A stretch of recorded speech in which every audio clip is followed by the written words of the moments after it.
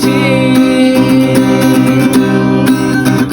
আর রাতেরও আধারে মনের দুঃখে আমি কেঁদেছি।